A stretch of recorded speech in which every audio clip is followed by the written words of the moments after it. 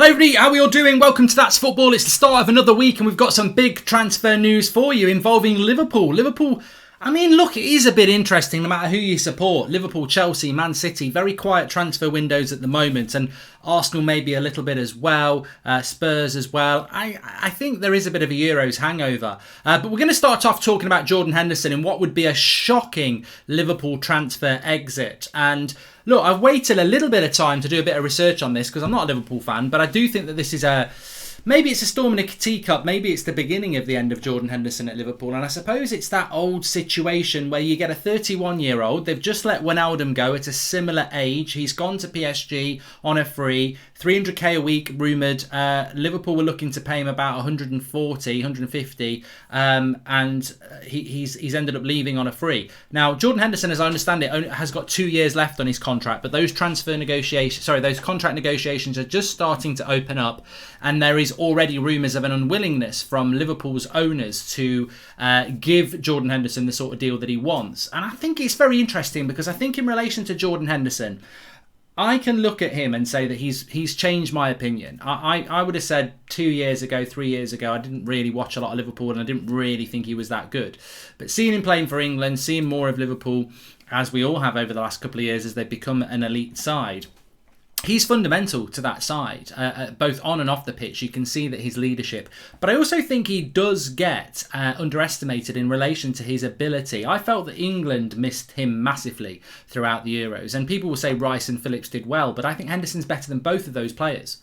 And that is a statement in itself, isn't it? He's better than Rice and Phillips. And I think Henderson is. And I think he takes his place as one of the best midfielders in the Premier League, but doesn't get that respect. There'll even be people going, you're having a laugh.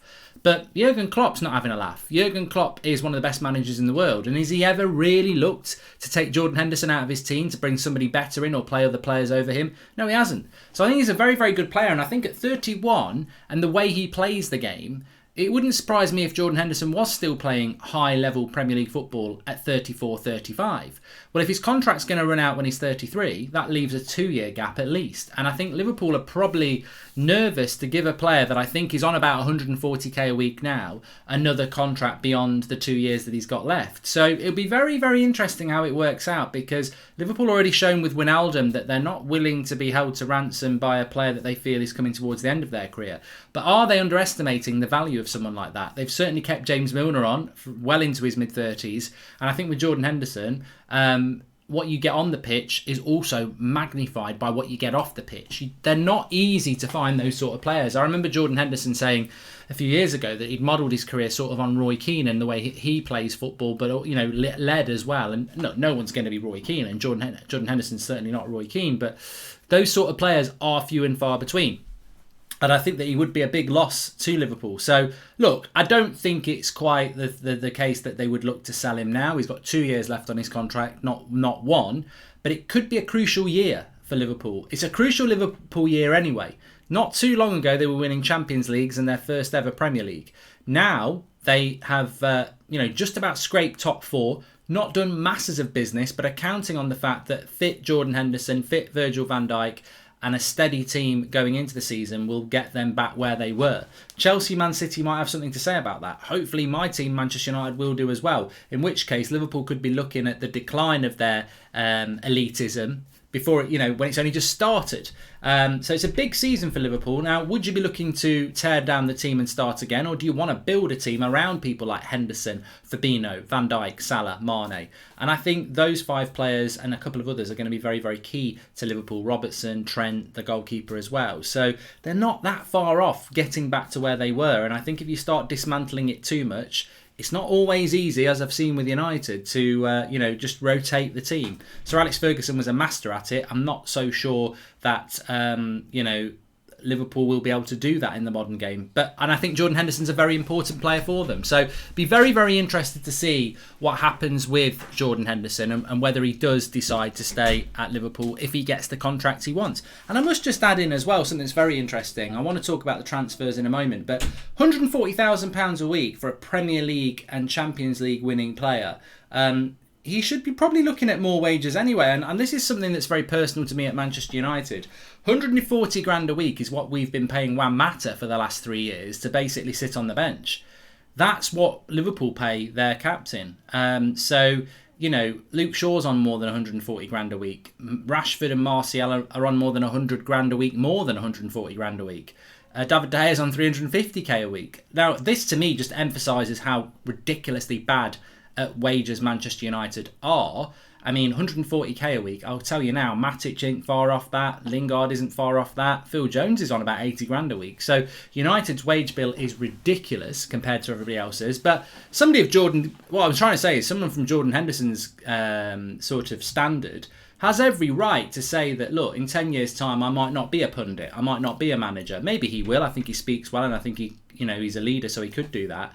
He's got every right, with the career that he's had, to say, look, I want a little bit more than 140 grand a week. And I think that's where the problem comes, because Liverpool might say, we'll give you a new contract, but we're only going to give you 100 grand a week. Well, I think Jordan Henderson at 33 will still get 140 grand a week from a lot of different clubs. So it'd be very interesting how it works out. And look, I commend Liverpool for not paying stupid wages, but I think some of the wages some of their players get comparable to some of the other clubs is probably a little bit short. On the transfer, well, we'll see what happens with Jordan Henderson anyway. But on the transfer window itself, I wouldn't be too worried if I was a Chelsea fan, a Man City fan, a Liverpool fan, a Spurs fan, an Arsenal fan at the moment. We, as United fans, have only acquired Sancho at the moment. We're looking like we're going to get Varane, and hopefully we're going to do a little bit more business. It has been a quieter window than I thought it was going to be. I still think Chelsea and Man City are going to spend. I don't know what Liverpool are going to do. I think Arsenal are looking to spend a bit of money. And certainly think Spurs will as well, and other clubs. I just think the transfer window hasn't kicked on. And I think there's three factors to that. I think the COVID market means that people haven't got a lot of money. So they're having to sort out longer term payment structures. Like United have done a 5-year payment structure with Sancho. So it works out at about 15 million a year. I also think the Euros has knocked things back a bit. You know, the Euros were big and successful. And a lot of people on holiday and a lot of people not making their mind. And then a follow-on from that, I think the third thing is there's a lot of uncertainty. There's a lot of uncertainty because people aren't making decisions. And then you get you end up with a traffic jam, really. And I think it will have a domino effect. I think certain players, if they move, take up a spot at a... Look, if Pogba leaves to go to PSG don't want Camavinga or any other midfielder, so those players start going elsewhere. If Pogba stays where he is, maybe PSG do want Camavinga and he goes there. And that's just an example of something that probably will or won't happen, but I think you can multiply that numerous times. There are a lot of deals where people probably want to move, but they're waiting on other people moving, and I think the domino effect will happen there. For example, when Varane goes to Manchester United, Real Madrid have got 40 million in their pocket that they'll probably look to spend on a Pau Torres or a Koundé. And Koundé has been offered a deal at Spurs and has rejected it, probably because he's waiting for a better offer. So I can see a backlog coming. I just hope from my club's point of view, and I'm sure many of you do, that the business that we're going to do happens before August the 14th when the Premier League starts, because I can't stand back end of August deals where you've already drawn a couple of games and dropped a few points. So that to me is of most interest at the moment. But I don't think it massively matters at the moment when you look at all the Premier League games being pre-season games. Look at United at the weekend, look at Arsenal over theirs. A lot of these teams are nothing like first teams because most people are still on holiday, etc.